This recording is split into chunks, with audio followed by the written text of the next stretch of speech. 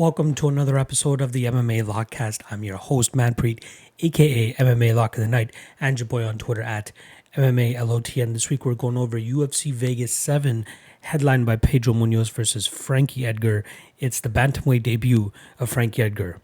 However, I think it's just a little bit too late, but we'll get into that in the breakdown later on in this episode.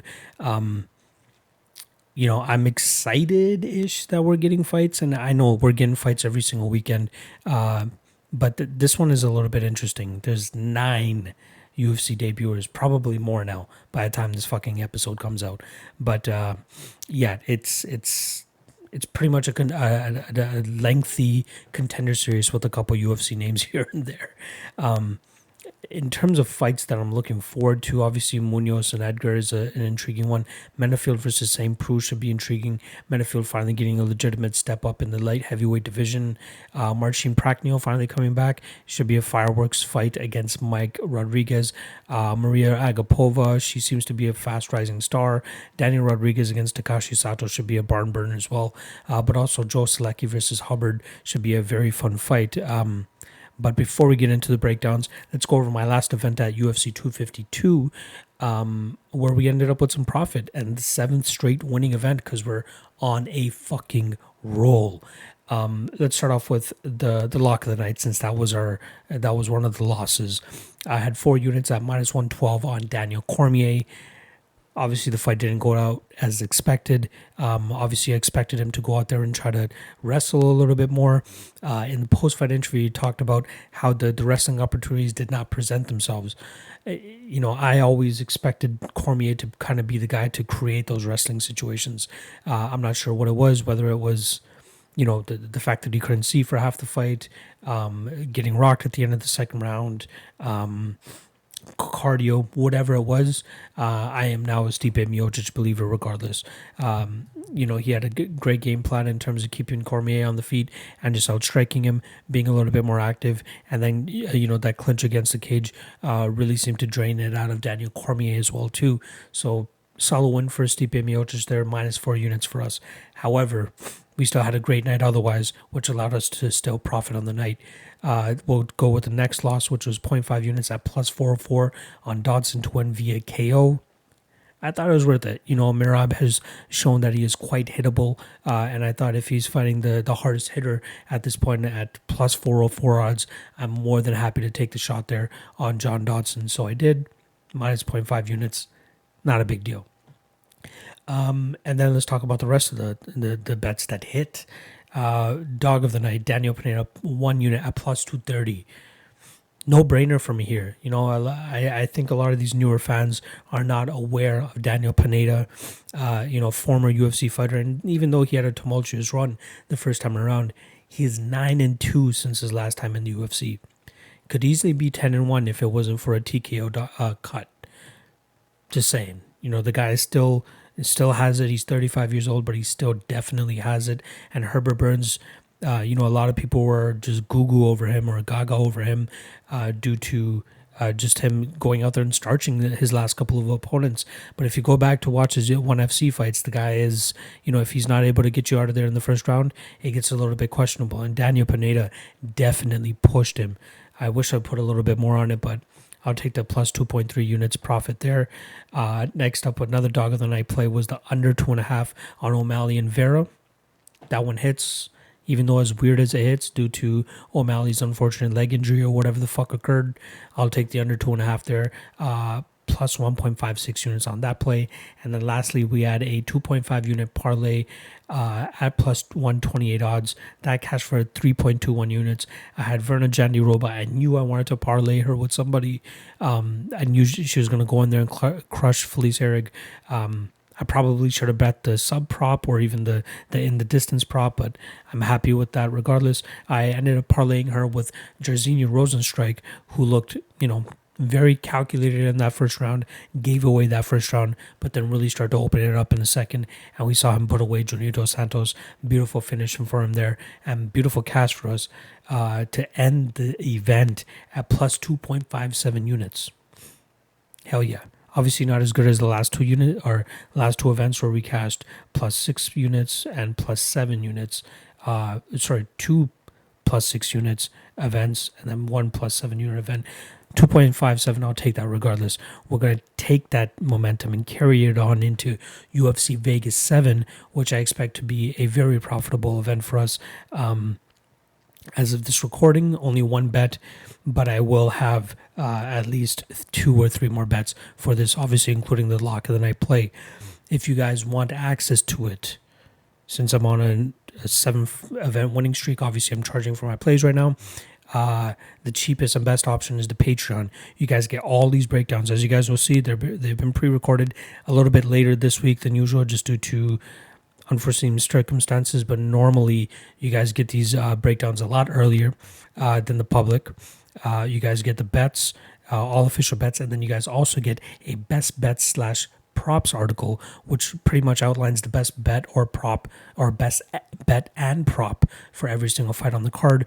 And that's been doing pretty well. You know, people who have been on the Patreon got access to Derek Brunson round 3 plus 2,400. That hits. Gavin Tucker plus round 3 plus 1,800. That hits. This last event, Jairzinho Rosenstrike round 2 plus 525. That hits. I'm killing it with that article. So if you guys want some of that, make sure you guys check over on the Patreon. It's only $5 a month. Very, very cheap. It's growing to a lot quicker than I expected it to, and I'm slowly getting to that place where I feel like I can start doing this shit a little bit more full time and start getting these breakdowns out even earlier for you guys. So check out the Patreon. All the information is in the description below. You guys get the breakdowns early. You guys get the bets. You guys get the article. It's a no-brainer. The best $5 a month you'll ever fucking spend, and you can just go on the Patreon and check all the members that are happy with everything that they're getting on top of the winning events and the bets. Right? I got you guys. All right. Let's get into the breakdowns, and I hope you guys enjoy them. Timur Valiev versus Mark Striegl. Valiev was actually supposed to fight Jamal Emmers on August 1st. However, I believe Valiev drew. I'm not 100% sure the reasoning behind that. The odds on this fight, we got minus 525 for Timur and plus 415 for Striegl. Both guys, again, making their UFC debuts. Timur Valiev, he actually used to fight in the PFL and the WSOF. He had his first loss in his first pro fight, and then afterwards he lost to Chris Gutierrez in a split decision, and then he got an immediate rematch, and I think that's more so in terms of the fact that Ali Abdelaziz is his manager, and also was running WSOF at the time with Ray Sefo, and they saw one of their star pupils take a split decision loss, so they're like, you know what, let's just put these guys together again and let's let him get that victory back, and that's exactly what he did. Since that time, he's put together 5 straight victories, and now here he is against another UFC newcomer, and Mark Striegl. With Valiev, though, we're getting a guy that likes to pretty much, bounce around on the feet, kind of outpoint and outstrike his opponents, has decent takedowns, questionable takedown defense, but this fight is a little bit intriguing because Striegl looks a little promising. He has decent leg kicks. He has a weird frame, a huge frame, too. That's going to be interesting to see how it plays out here. He does not look like a bantamweight, which is the crazy thing. The guy is just shredded for days. Has strong kicks. Seems to have a decent ground game as well too. But I just can't really get the full gist of his game. He has been fighting questionable competition throughout his career. His most recent fight was no contest where he accidentally low blowed a guy. His opponent was 32, 22, and 11. So just keep that in mind. But yeah, he looks promising, but this is a tough test for him as in his first fight in the UFC. In my opinion, on first thought, the line seems a little bit wide. With that said, I don't feel comfortable on either side. I do believe that Valiev is the overall better fighter. He has more of a judge-friendly style. He should be able to go out there and get the judge's decision. But don't count out Striegl. In my opinion, I don't think anybody should be going out there and parlaying Valiev. There's just too many question marks about him himself, and then also the potential of Striegl, and if he is actually a legitimate fighter. 30 years old for Timur, 32 for Striegl. Both guys should technically be in their prime. And Striegl, 18-2. That's an impressive record, but again, very questionable opposition, or at least strength of schedule for his opposition. So I will go with Valiev to win this fight by decision. But again, very, very close fight. A lot closer than the odds suggest, in my opinion, which is why I would highly suggest that anybody, refrain from parlaying Valiev here because there's just too many question marks on both guys. Carlton minus versus Matthews, Semelsberger. Who the fuck are these guys? They're making their UFC debuts. I don't understand it. Just as I said last week when we had all these newcomers, I don't understand this fight. But either way, I had to dig into it for you guys. And it's still hard to come out in terms of who should be favored and who should win this fight.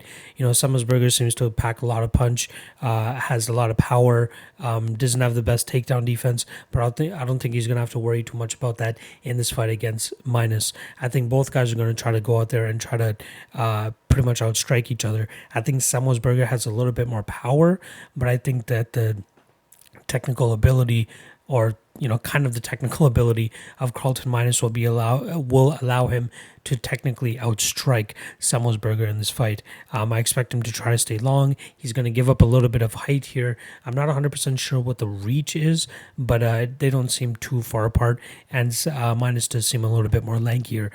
He has a decent jab. We saw it in full effect in his last fight. I just want to get the guy's name right, against Sean Ellis. He pretty much jabbed his face off for 15 minutes. It looked really, really good. Minus's only losses to Rick Story at PFL. That was August of 2018, and then he came back in February of this year, beat Sean Ellis, and now here he is making his UFC debut again. When you see guys only coming off of one victory coming into the UFC, it just tells you what the fuck is up. So with the limited amount of tape out there for both guys and the lack of legitimate experience that we see on the records, you got to kind of give it a little bit more to Minus. He's fought Justin Buchholz. He lost to Rick Story. He has a little bit more names on his record.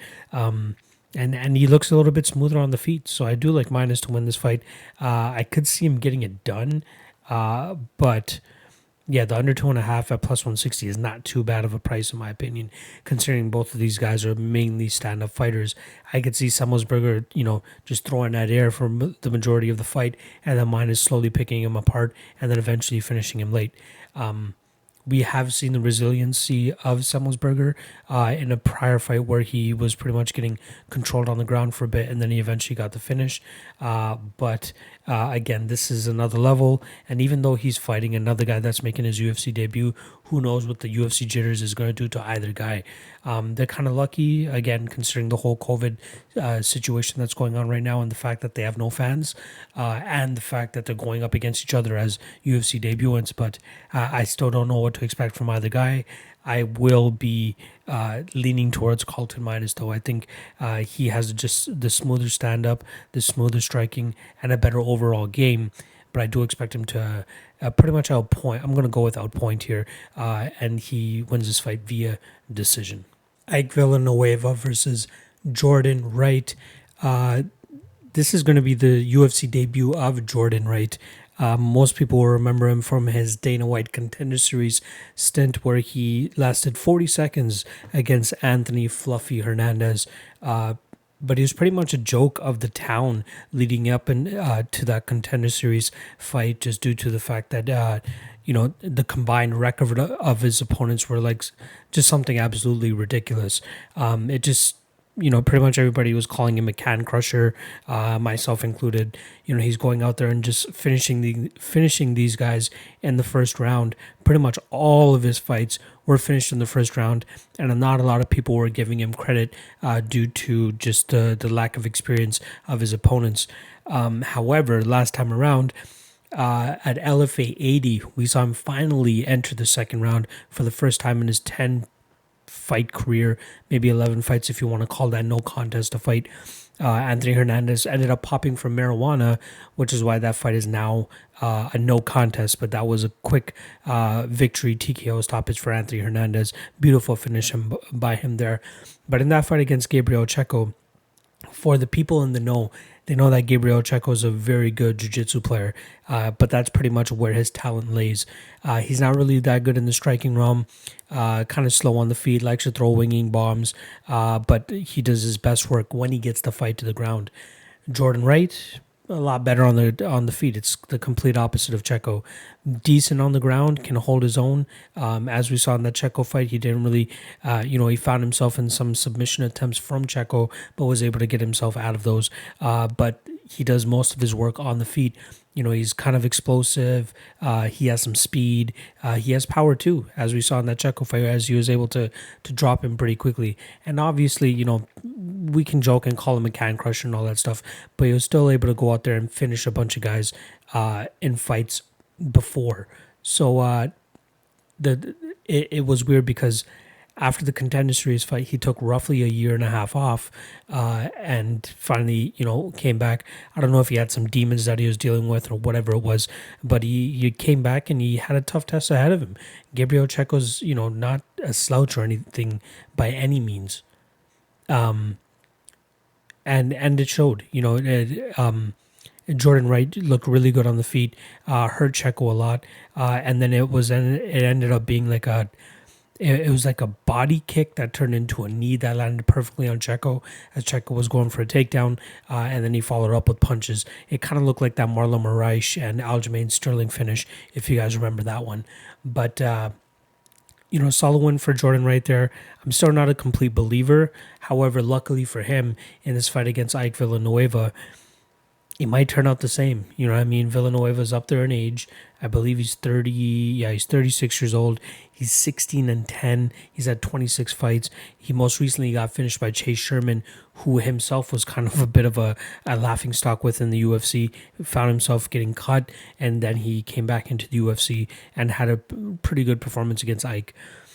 I'm not really willing to go out there and shit on Chase Sherman. He has made some progress. His leg kicks are deadly now, and then allows him to really bring his hands together, which allow him to go out there and finish Ike Villanueva in a beautiful fashion. I believe Jordan Wright will have just as much success, though. I don't really see Ike trying to get this fight to the ground or anything like that. He has decent hands. He throws well in combinations, but in terms of being more explosive and faster, I think Jordan Wright's going to have the advantage here. So as of this recording, there are no odds out for this fight, but I'm assuming that we might get Jordan Wright at a bit of a favorite line. If he comes out as an underdog, that might be a small bet, and I can't believe I'm saying that about the Beverly Hills Ninja. But then again, I don't like betting UFC newcomers, even if it's somebody that we know as well as Jordan Wright. But yeah, if he comes out as an underdog, he might be worth a little bit of a poke, just due to his speed, athleticism, and his knockout power. And we've seen Ike just absolutely demolished in his last fight. So there's just something to think about there. So I am going to take Jordan Wright to win this by first round KO. I expect him to be faster to the punch, and Ike has had a little bit of a shortcomings with his durability, at least that we saw in the Chase Sherman fight, and the speed and the footwork of Jordan Wright is going to give him too much problems, in my opinion. So I'm going with Jordan Wright here to win by first round KO. Austin Hubbard versus Joe Solecki. We got minus 135 on Solecki, plus 115 on Austin Hubbard, and it seems like there's a little bit of money coming in on Austin Hubbard, and to be honest, I can't really blame them. It actually opened up as a pick'em, and there's slowly been money coming in on Solecki. And this is actually, I believe, the second time these guys have been scheduled to face each other. Last time around, Austin Hubbard ended up taking Max Roshkoff on short notice as Solecki pulled out. I believe it was like 10 days notice that Hubbard took that fight, and Roshkoff is as well too. And we all know how that fight ended up playing out. it's been a little bit of a tough road for Hubbard. Even though he got a victory in his last fight, the UFC just keeps lining him up with like grapple heavy guys. Like from his first fight in the UFC against Davy Hamosh, even though that fight didn't really play out in the grappling realm, Davy Hamosh was still able to get the victory there. Kyle Prepelic was a little bit more of a easier matchup for him. Got him down a couple times and was able to ride that fight out. Marco Madsen, super high level wrestler, Olympian, I believe. He was able to get down Hubbard a couple times in that fight, but didn't really have the jiu-jitsu skills to go out there and actually get the finish over Hubbard. And also, you got to give a little bit of credit to Hubbard as well in terms of being able to,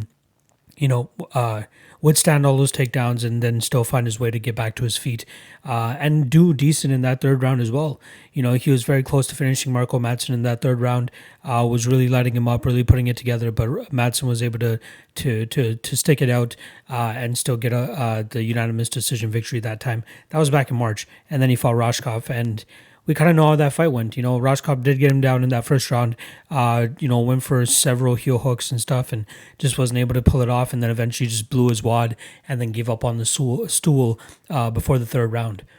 I'm slowly becoming a fan of Austin Hubbard. The reasoning behind his nickname Thud is due to the fact that his leg kicks are very, very heavy. That's what his coaches nicknamed him, because every time you hit somebody with the leg kick, it would make a thud sound. I find that to be very, very interesting. But once you watch his fights and see him land those kicks, you kind of get it. He has decent hands. His cardio is really good too, training over there at Team Elevation in Denver at altitude. And we see it in all of his fights. Like, he's always there in that Marco Madsen fight, in that Davy Hamosh fight. Like, he's always there in the third round. Joe Solecki, on the other hand, 9-2, is a product of the Contender Series. And he's coming off a unanimous decision victory over Matt Wyman in a fight that a lot of people thought he was going to be able to go out there and finish him. He was not able to do so. He did get the takedown pretty much as often as he wanted, but Wyman did a good job in terms of fending off any type of submissions that Solecki was throwing at him. I get the love for Solecki. I love wrestlers. I love grapplers. I love wrestlers that have really good jiu-jitsu as well. And that's what it seems like Solecki has here. His stand-up is slowly getting better. He's doing, on a fight-by-fight basis from what I've seen. It seems like his hands continue to get better, but it's all based around his wrestling, and it's all based around his jiu-jitsu that he hopes to implement and eventually get, submission victories over some of the guys. I see a little bit of flaws, though. Going back to watch his Jacob Bond fight, that was a fight he continuously got the takedown, did very well from the top position, but in that third round, he did get that takedown. He was doing good work from on top, but then he got a little bit sloppy. He was a little bit too high on Jacob Bond's back at one point where Bond was able to shake him off, and he ended up on his back. I believe if you do that against a guy like Hubbard, it might get a little bit dicey. I think Hubbard is slowly coming into his own. This will be his fifth UFC fight. He's been submitted once in his career. That was his fourth fight or fifth fight, I believe. Against Sean McMurray, he got a rear naked choke there. But since then, he has yet to be submitted, especially after going up against high-level competition like Davy Hamosh and Marco Madsen, who are known to be finishers themselves. This fight was hard for me because I wanted to go into it betting Solecki, but I came out on the other side a little bit more cautious here. I think Solecki does have a ton of potential, and this is going to be a good fight for us to gauge what kind of fighter we have. If he isn't able to get that submission in the first round, how is he going to look in the third round? Is Hubbard going to have a good good job or a good chance of keeping this fight on the feet, getting away from submissions? He's going to be a slightly bigger guy here too, not by much, but he's going to be slightly bigger. So that's something to think about here. But I'm not ready to jump on that Solecki train yet. I am going to pick him to win this fight because I do think he has a ton of potential. And we have seen Hubbard taken down numerous times, albeit against Marco Madsen, who's like a super high-level wrestler. But I think that Solecki does bring certain chops to the wrestling table where he'll be able to get this fight to the ground. My concern is just later in the fight. Is he going to be able to keep that up against a guy who seems like his cardio doesn't go anywhere? Who knows? But I do like Solecki here. I'm going to take him to win this fight by decision. I think he just grinds out Hubbard for about 3 rounds. But in terms of betting him, like if you do want to bet him, -135 is not too bad of a line in my opinion. But I need to see more from him. I need to see more from him for against guys at the Hubbard level and a little bit higher. If he gets past Hubbard with flying colors, maybe I'll hop on the train. But as of right now, I'm gonna pump the brakes a little bit. I will take him to win this fight. I do believe he'll get it done by decision.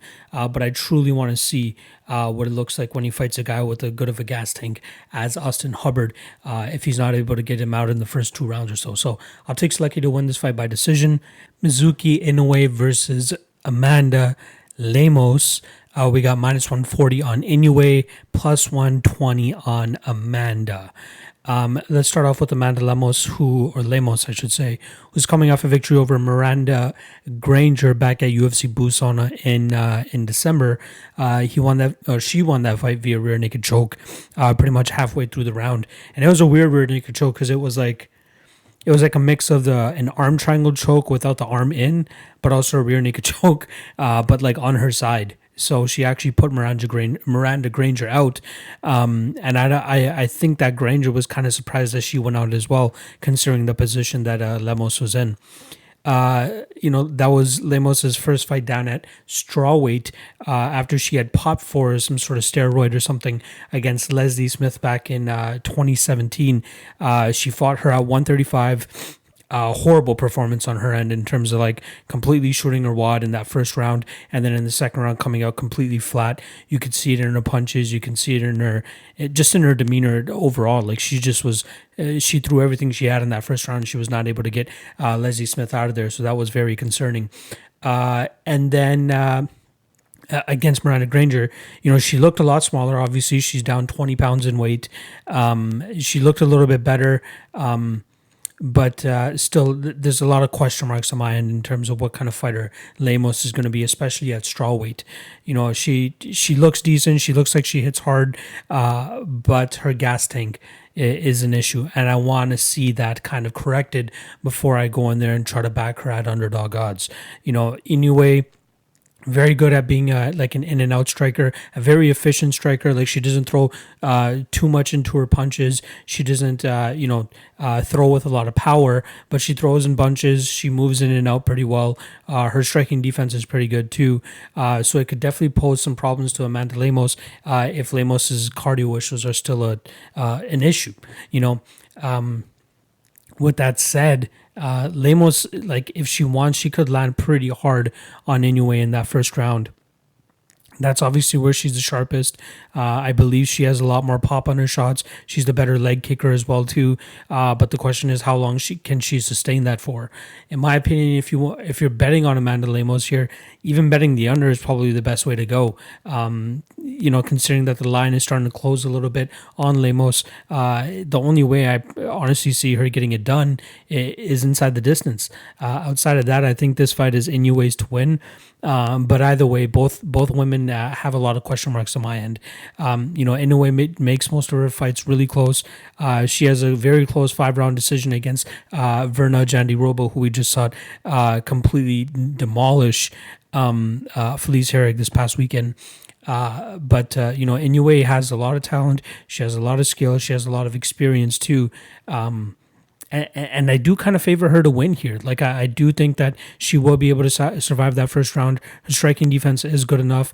For me, it's going to be more so her being able to check leg kicks in that first round. If she's able to do that, she can make Lemos kind of like, she could outwork her. She could absolutely gas her. It seemed like Lemos was taking a little bit more of a cautious approach against Miranda Granger, probably knowing, okay, I completely gassed out in my first fight in the UFC. I want to, pace myself a little bit better. So in case this fight does get to the third round, I'll have a little bit more juice to put out there. But luckily for her, she only needed 1 round to dispose of Miranda Granger. But in this fight against Inoue, I think she's going to have a tougher time exposing of Inoue. Inoue, very good submissions herself. She survived pretty much 5 rounds on the ground against Virna Jandiroba, who in my opinion is a little bit more of an aggressive submission artist than Amanda Lemos. and obviously better cardio 2 over 5 rounds. Obviously, this is only 3 rounds, so that's not going to matter too much. But I do think that Inoue's striking efficiency, her foot movement, being at a great gym with Longo and Weidman, that's a great gym to be at, to soak in a lot of information. Yeah, I gotta lean Inoue here. I think she just has a more complete game. We need to see more from Lemos before we can be, before we can build on top of that victory she had over Miranda Granger back in December. So I'm going with Inoue to win this fight by decision. She's just very efficient. And yeah, I think she's going to make Lemos work, which will possibly work against Lemos's game plan. So hopefully she doesn't try to go out there and just kind of wing for the fences in that first round and blow herself out, and the Inoue run away with the rest of the fight. But I do think that's kind of what's going to happen. Even if Lemos doesn't go out there and throw for the bleachers, I just think the constant pace, pressure, and output from Inoue with her striking is going to be a little bit too much for Lemos, and we'll see her get the judge's nod. Daniel Rodriguez versus Takashi Sato. We got -185 on D-Rod and +160 on 10. The over-under is currently under 2.5 is -130. Over 2.5 is +110. So let's start off with Takashi 10 Sato. He's coming off a quick victory over Jason Witt back in June. That was a quick turnaround for it. Well, not quick turnaround, but that was a very short notice fight for Jason Witt.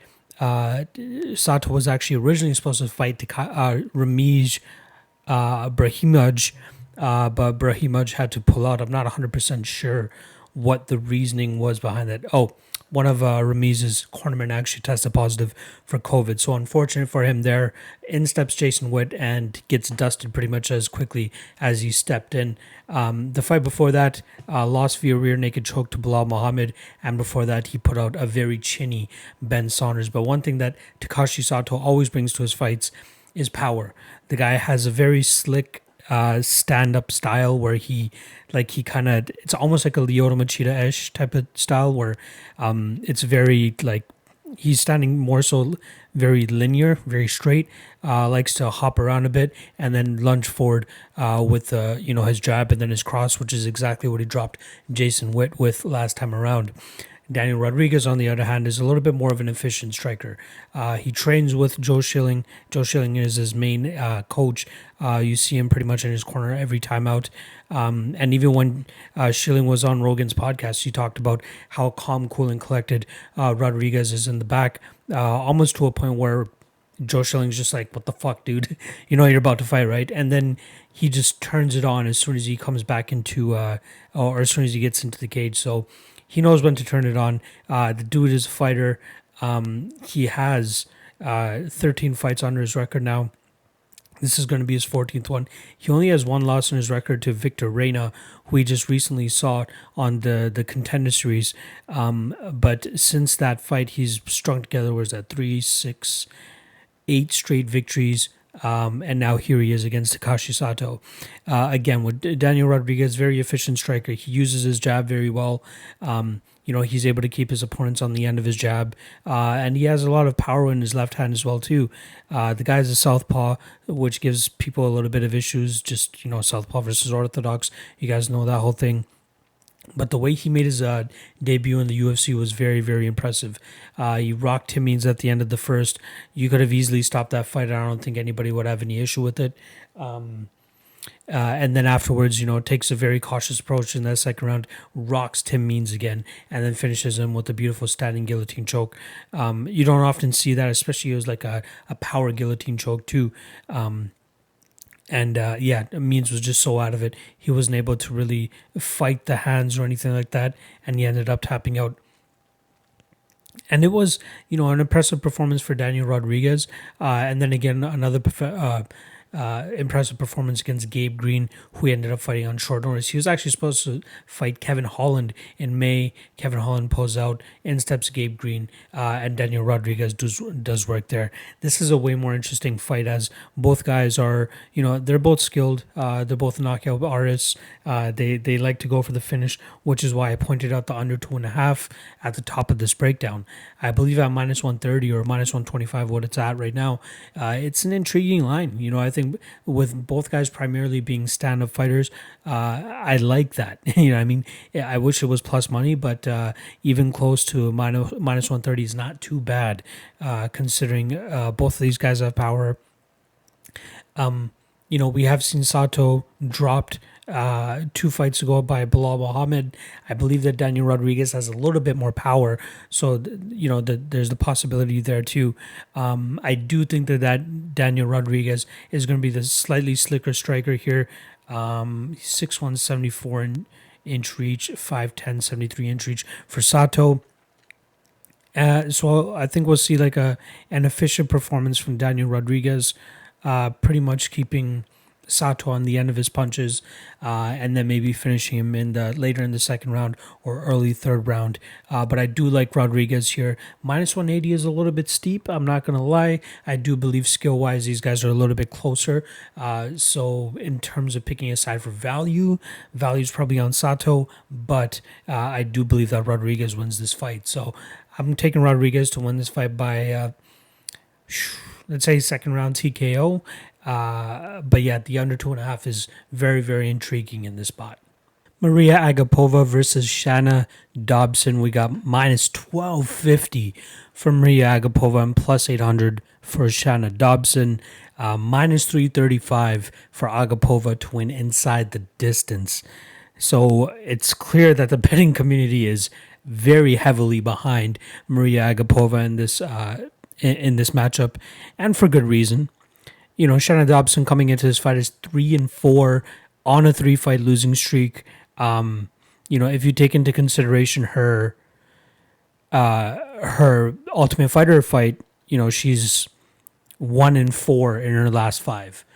It's ridiculous that she's still in the UFC. I'm surprised that they're still keeping her around, but it's probably just to feed her to women like Mariya Agapova, who is looking to skyrocket to the top of the division. The last fight she actually had was against Priscilla Cachoeira, and that was a fight I believe she actually came in as the favorite. Yeah, she was a minus 200 favorite in that fight, and I did see a lot of people going out and betting Shana Dobson at that number. Say what you want about Priscilla Cachoeira, but that woman still has a little bit of power, and if you're not technically sound, you're probably going to get caught by that woman. In this fight against Agapova, I think we've already seen Dobson have this type of fight, but now it's just going to be against somebody much better. Lauren Mueller and Sabina Mazo are both really good strikers, or, I'd say Mazo a little bit more, but pretty good technical strikers. Not the most pop in their punches, but technically they do things very well. Solid leg kickers, solid punchers, obviously. Agapova does all of that with power, with better movement, and with confidence, if you want to call it that. This woman in her fight against Hannah Cifers went out there and completely dismantled her. Looked like the heavy favorite that she was, and now here she is coming in once again with another lamb ready to be butchered. I will say this, even though I believe that Agapova is probably the surest bet on the card, minus 1250, not touching that. Even in a parlay, not touching that. If your bookie allows you to, I would suggest possibly parlaying the inside the distance at minus 335. But to parlay her straight adds little to no value to any of your parlays. So don't think that just because you're adding her to a parlay to boost somebody else's odds, that it's a smart move. In my opinion, I don't think it is a smart move. You got to take into consideration, as my man Cody Saftik from the Dogger Pass podcast says, the banana peel effect, or the banana peel result. What if Agapova goes out there and fucks up her leg? What if she pulls a a Michael Chandler when he fought Brent Primus? Or what if, Shana Dobson lands this miraculous flying knee out of nowhere or something like that? You got to take those things into consideration, especially when you have like a minus 1250 favorite. So even though I believe that Agapova is going to go out there and absolutely demolish Shana Dobson, I'm not rushing to the betting window to add her to any of my parlays. I do believe she could get Dobson down and possibly TKO her or even submit her early in this fight. So I think that the bet for this fight would probably be the under. The under 1.5 is minus 160. Still a little bit juicy, especially considering that Agapova, in my opinion, still needs to like get a little bit accustomed and acclimated to the fight first before she's really able to go out there and dish out her damage and look for that finish. But Dobson is so low level. Like, to have a fighter that's below 500 in the UFC, it's kind of just a spit in the face to the reputation of the UFC, in my opinion. Like, it's the ultimate fighting championships. You know what I mean? It's not like, well, it's not the ultimate funding charity. You know what I mean? You're not trying to go out there and just pay these women to go out there and fight to make a living if they're not that good. Shana Dobson's not that good. You know what I mean? I feel bad saying that, but she's not that good.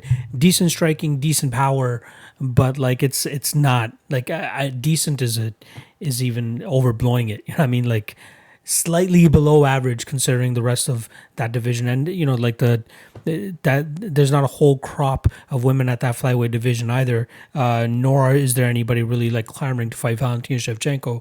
I can't believe I even put Dobson and Shevchenko in the same fucking sentence. But this should be an easy fight for Agapova. I think she goes out there maybe first round, gets Dobson down, and submits her within like 4 minutes or so. So I'll go with Agapova via submission.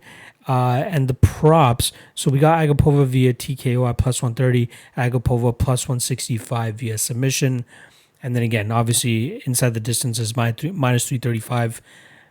I'd say go with the under, you know what I mean? But yeah, I'll go with Agapova to win this fight via first round submission. Mike Rodriguez versus Marcin Prachnio. We got minus 235 on big, or slow Mike, I should call him, and plus 195 on Marcin. We got minus 120 for the under 1.5, which is a little bit surprising considering the styles of these guys. So let's start off with Marcin first. 2 fights in the UFC, both of those fights knocked out in the first round. The first one, Sam Alvey. Probably the most rudimentary striker, probably the most predictable striker in the UFC, goes out there and knocks out Marcin Prachnio. If you guys remember that knockout, that was a weird one because first Sam Alvey cracks him, drops him, tries to go for a front choke. Prachnio gets out of it. And then for some goddamn reason, Marcin Prachnio just marches forward, chin straight up in the air, no hands to really defend him, and doesn't even realize how close he's getting to Sam Alvey. And Sam Alvey just blisters him with that lead hook and absolutely drops and flattens Marcin Prachnio. Then, first of all, bravo to his managers and whoever the fuck is working with Marcin. Not only do they come back and fight a striker, they come back and fight Magomed Ankalaev, who is probably going to be a number 1 contender, if not fighting for a title, mid next year, especially with us now having Jan Blachowicz and Dominic Reyes fighting each other for the light heavyweight title. I think Magomed Ankalaev is definitely going to be up there. So very bad stylistic matchup for him there. And Magomed Ankalaev, lands a beautiful counter, drops Prachnio, rocks Prachnio, and then drops him with a head kick, and then follows up with some ground and pound for a beautiful finish there. So there's definitely some endurance and durability questions about Marcin Prachnio. Let's not, get into the fact that he considers himself a karate fighter, because that's a little bit of a disgrace to guys like Lyoto Machida, who are very evasive, have great footwork, have great head movement, something that Prachnio shows nothing of. Maybe decent footwork, but just nothing crazy. Head movement, absolutely zero. The guy is stiff as a board. His torso and up, it's just, it pretty much stays the same. He changes levels a little bit, but nobody. Obviously, most people know that he's not going to be going for takedowns or anything like that. The guy throws a lot of power in his shots. One thing that is concerning in this matchup that he does is when he throws his hooks, he throws pretty much from like his hip, and then he like dips his head and then comes over the top with his hooks. I think that's going to be a problem, especially against a Muay Thai fighter like Mike Rodriguez, who has beautiful knees and has a finish via knee as well too. A couple of them actually. So that's something that he's going to have to look out for. Add on top to the fact that he's been out of the cage for almost 2 years, there's a lot of question marks surrounding Marcin Prachnio. What kind of shape is he going to come in?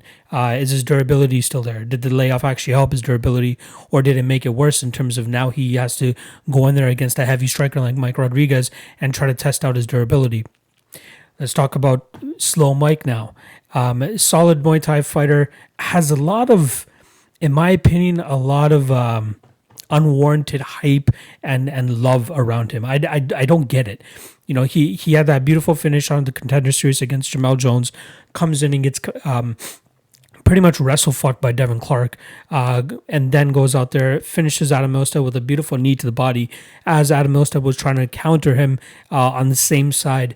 Mike Rodriguez lands a beautifully timed knee, drops Milstead, and then finishes it with punches. John Allen catches as the biggest underdog on that card by winning a decision over Mike Rodriguez, and then Da Un-Young was able to put out Mike Rodriguez within a minute in their fight at UFC Busan back in December. So I like Rodriguez. I like what he brings to the table with his kicks. He throws decent combinations, has a ton of power. A little bit slow, you know what I mean? Like kind of like his nickname. Trains with Lozon at Lozon MMA, but mainly shows striking acumen more so than a grappling heavy approach, considering that he's coming out of Joe Lozon's gym. You know, I truly believe that this is going to be a stand-up fight. I truly believe that one guy's going to knock the other out. I don't know which side it's going to come from, though, because I do have a little bit of questions about Mike Rodriguez's durability as well. You know, Da Un-Young landed a beautifully timed shot. Rodriguez didn't even move to try to get out of the way, and it dropped him, and then he followed up with a little bit of ground and pound, and that put him out. I think either guy is capable of knocking each other out. So I would side more so with the Mike Rodriguez side, but I don't feel comfortable playing him at that minus 235 range. That's a little bit too high for me, in my opinion. You know, it's considering what we've seen from him thus far, I don't understand it. I know Prachnio is not the greatest fighter, but still, like, you got to give power to Prachnio still. Like, he could still go out there, land something on Rodriguez, rock him, and TKO him. You know what I mean? That's absolutely a possibility. The bet that I do like in this fight, though, is the under 1.5. Like I said, I do believe both guys are capable of finishing each other. They've both had durability issues. They both have a lot of power. I'd say Mike Rodriguez has more versatility of power in terms of, you know, not just relying on an overhand right. We have seen Prachnio on the regional scene, or at least overseas, you know, have a couple finishes via head kick, but nothing that we've seen effective in the UFC, even though he's only had two fights.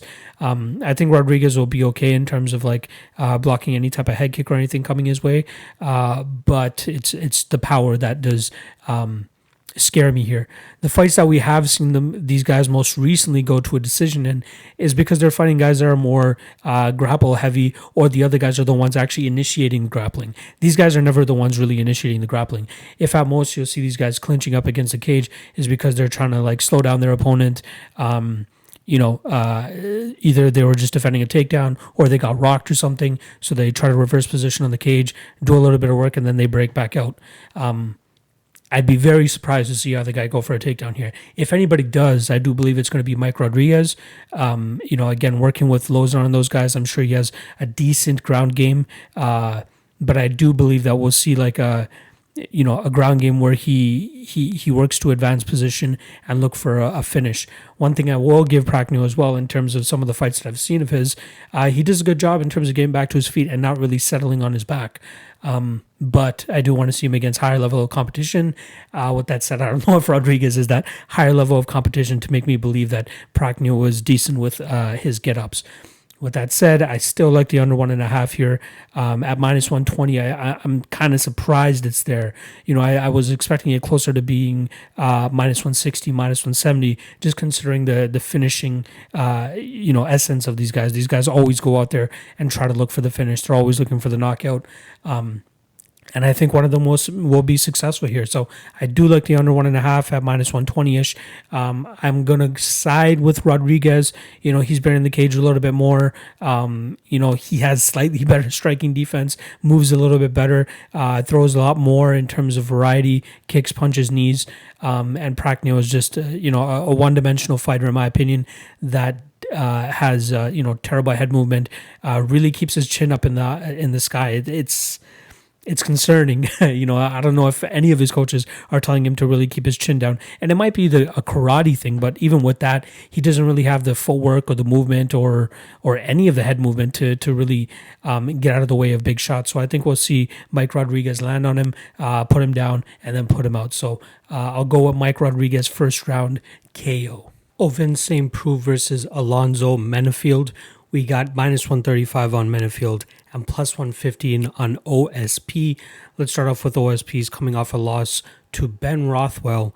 That was his 21st UFC fight, yet it was only his first fight at heavyweight. So according to some of the guys on the broadcast, that was more circumstantial than it was an actual, real and serious move to heavyweight. So I'm sure he just wanted to go in there and get a paycheck against a guy in Ben Rothwell who, was able to test his skills. It did answer a couple of questions in terms of his cardio, his ability to deal with bigger guys, and the durability of his chin. Considering how hard Ben Rothwell hits, it was impressive to me that OSP was able to take those shots and a lot of those clean shots and keep on chugging along. I think the narrative of OSP being chinny is a little bit overblown. The last time we saw him get knocked out was 2016. That was his fight right after he fought John Jones, where he got knocked out by Jimmy Manuwa. And in that time, he has gotten knocked down 3 times, but he has yet to be finished via strikes since that Jimmy Manuwa fight. So I do think that narrative of his chin being gone is a little bit overblown. We know his submission acumen. We know about the whole Von Preux choke. He has decent striking. His kicks are very well utilized as well. He seems to have a little bit of a slow start, and sometimes does kind of accept his back against the cage. But when he wants to turn it on, he's able to do a good job of getting out of those bad situations. We've seen that he can eat damage and still come back and win a fight, like his Mikhail Oleksiejczuk fight. He's a veteran. This is going to be his 39th fight and his 22nd fight in the UFC. That's a lot of experience, especially going up against a guy who's only coming into his 11th pro MMA fight. And let's actually check the statistics in terms of when Menifield made his pro debut. So Menifield made his pro debut in Bellator November of 2015. 2015... Preux was 17-6.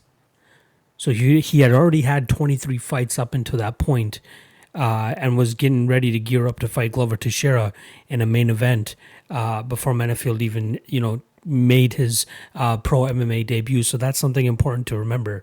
Menifield, it seems like the entirety of his career, he's just gotten away with knocking guys out in the first round. There was one fight where he managed to get into the second round and finish that guy within 32 seconds. There was his second fight as well, which was 22 seconds into round 2. But, everything up until the Devin Clark fight was no longer than 6 minutes, because he's always able to go out there and get these guys out of there, and they just crumple under his pressure and his knockout power. Devin Clark, on the other hand, had other plans. He was able to clinch up Menifield against the cage. He was able to drain him there. He landed a couple good shots too. And then we could visibly see that Menifield was, slower, didn't have as much pop in his punches after round 1. And yeah, he did land a couple good combinations and did hit Devin Clark pretty well. But it wasn't anything that was, crazy or making you think that he was going to finish the fight. I think if OSP is able to withstand that first round, if he's able to use his veteran, IQ, use good movement, use his kicks to kind of keep Menifield away, or even try to just tie up Menifield, push him up against the cage, and kind of drain him that way, I think it would be very successful. One thing I will give Menifield is he did show pretty good takedown defense against a pretty good wrestler in Devin Clark, but I don't think that's really going to be the way that OSP is going to go about it. I think we will see OSP be a little bit more successful too. Being a taller guy, being a bigger guy as well compared to Devin Clark will have its advantages here. I'd be very surprised to see Devin Clark go out there and be is stamina-wise a much better fighter than he was, just over 2.5 months ago. You can't make those types of you can't come to those types of conclusions without actually seeing it in the cage in terms of him shoring up his cardio issues. I like to lump him into the Francis Ngannou, the Abdul Razak Al Hassan, and even most recently the Edmund Shabazian thing, where once we see this guy outside of the first round or even outside of 6 minutes, he doesn't look the greatest. And we've seen OSP, go to third rounds plenty of times. We've seen him go 5 rounds with John Jones. We've seen him, he has just so much experience that he should be able to beat a one-dimensional fighter, in my opinion, in Alonzo Menifield here. And the fact that you're giving me plus money on this spot too, I'm willing to take my chances into thinking that OSP is not going to, get cracked with something in the first round, and he should be able to survive and get to the second and third round and possibly either get a submission. I saw the prop for that was roughly around plus 325. Not too bad. Plus 710-ish for TKO. That's not that bad of a line either. What if he does get Alonzo Menifield down in the late rounds? What if he gets his back, but he just can't sink in a choke or anything like that? He can TKO him, ground and pound. So I don't think that, I think the plus 710 is a little bit crazy. Plus 400-ish for for OSP to win by decision. Not too bad either, but I truly think that he gets it done inside the distance here. For him, though, he really needs to make sure that he doesn't get clipped in that first round. If he gets clipped in that first round and dropped and finished, I'm completely okay with that. If that's your only win condition or your only path to victory, I'm willing to take it, especially against a guy who has as much veteran experience as OSP. So he's going to have to be on his bicycle, use his kicks to keep Menifield on the outside, or clinch up, push him up against the cage, and negate the power or the amount of power that Alonzo Menifield can generate, and then we can see OSP be very successful in this fight. So Menifield does have the advantage of having a really good coach of Saif Saud in his corner, but OSP has been with his coach for a long time, so they have a very good relationship, and I'm sure they could figure out a way to go out there and beat this, in my opinion, like I said, a one-dimensional fighter in Alonzo Menifield. So I'm taking OSP here. I'm going to take him to win by second or third round. I want to say ground and pound. Like, it'd be weird for me. I don't know why I see more of a GNP finish than an actual like Von Preux choke or a rear naked choke or an arm triangle or something. I think it'll either be an arm triangle or a GNP finish. So I wouldn't mind taking a little bit of a sprinkle on both of those props, sub or TKO. I just wanted to see quickly what the inside the distance is though. Same Preux inside the distance, plus 220. So just get a little bit crazier with it. You can sprinkle in a little bit Same Preux by sub at plus 325 or Same Preux by TKO at plus 715. So, I got Same Preux here by second or third round stoppage. Time for the main event. We got Frankie the Answer Edgar versus Pedro Munhoz. This is Frankie Edgar's bantamweight debut. It's been long talked about. Even when he was up at lightweight and they introduced the lower weight classes, they were talking about Frankie Edgar going down. A lot of people thought he would skip featherweight and go straight down to bantamweight, but he had this goal of being a three-weight champion. Maybe not simultaneously, obviously, since he didn't have the 155 strap anymore. But he wanted to capture 145 and then wanted to capture 135. Unfortunately, it looks like Father Time is catching up with him. So last time we saw Frankie Edgar, he actually took a short notice fight against the Korean Zombie. He was scheduled initially to fight Corey Sandhagen, and that was going to be his bantamweight debut. That was supposed to happen at July 25th. I believe that was like a big January 25th of this year, and I believe that was supposed to be a big ESPN card.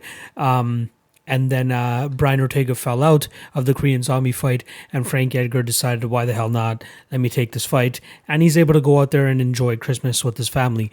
Unfortunately for him, he brought home a loss.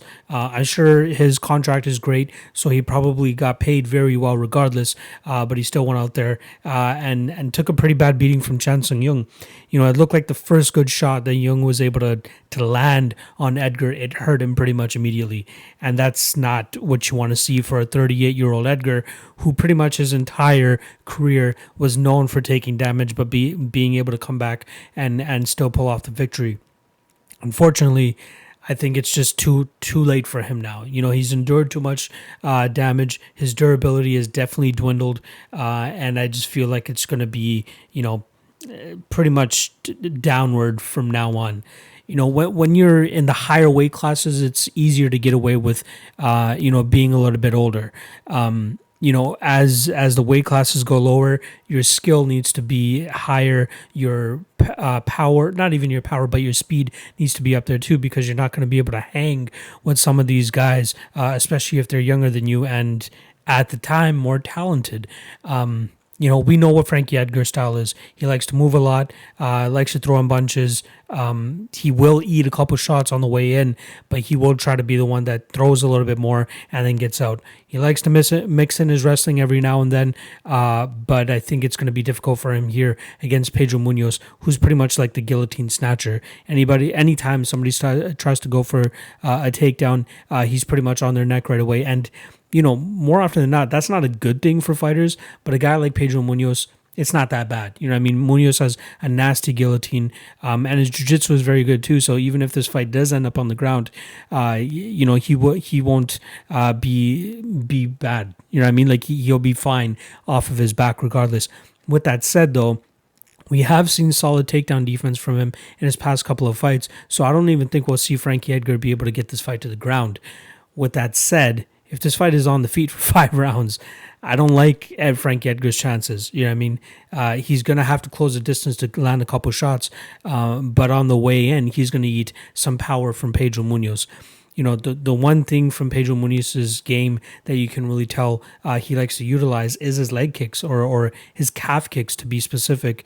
He's rendered a lot of fighters pretty much immobile. Brett Johns, how he was able to survive for 3 rounds, no idea. Cody Garbrandt was starting to show wear and tear on his front calf before he just went berserk and got knocked out.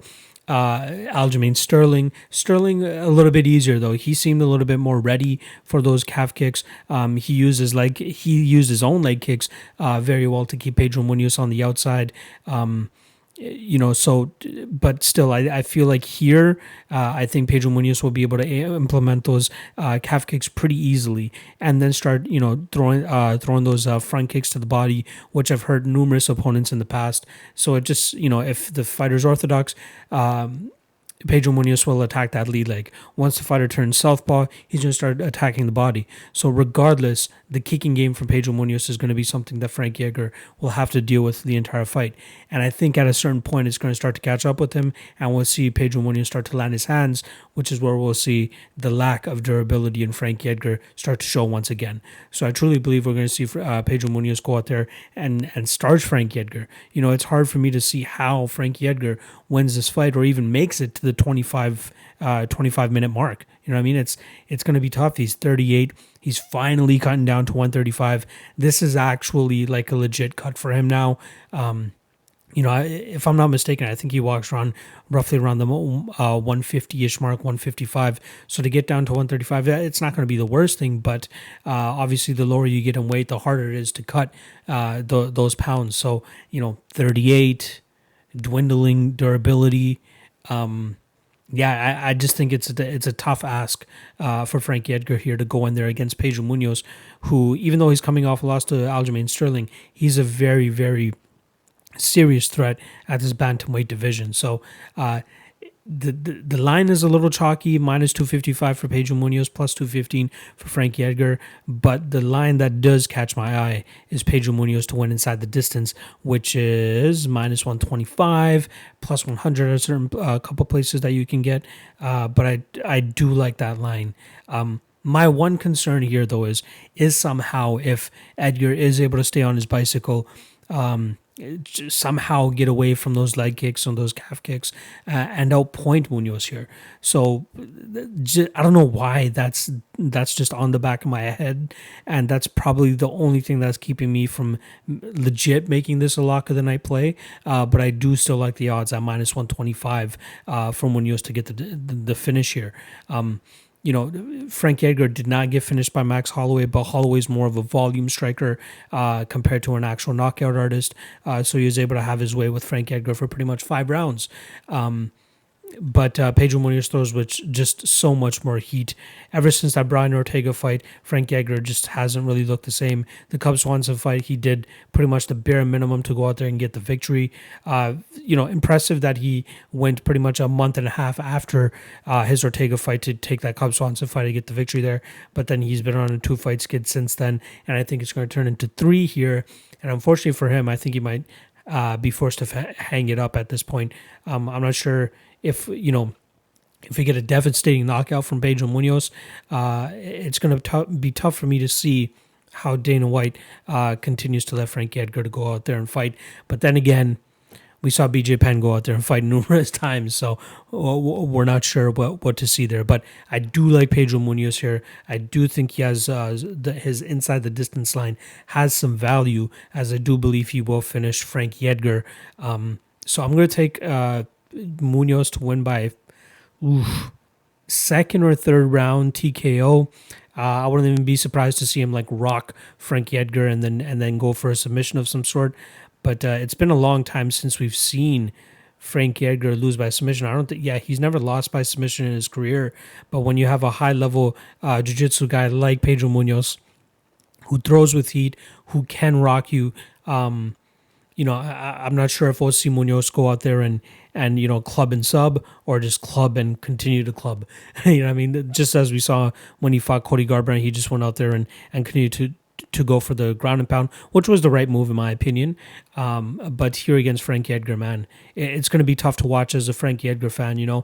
Watching his trilogies with Gray Maynard from back in the day, it's tough to see how he comes out here and gets the victory. So I do like Pedro Munhoz. I like him to win inside the distance. I'm going to say either second or third round. But yeah, this should be a big win for Pedro Munhoz. In terms of getting a name under his belt, but in terms, if this is Frankie Edgar's first fight at bantamweight, he's not even ranked, and I'm not sure how much implications it will have for Pedro Munhoz in terms of getting a title shot or anything like that. So this will be a solid win for Pedro Munhoz. He should maybe get 1 or 2 more fights under his belt before we talk about him getting a title shot or anything like that.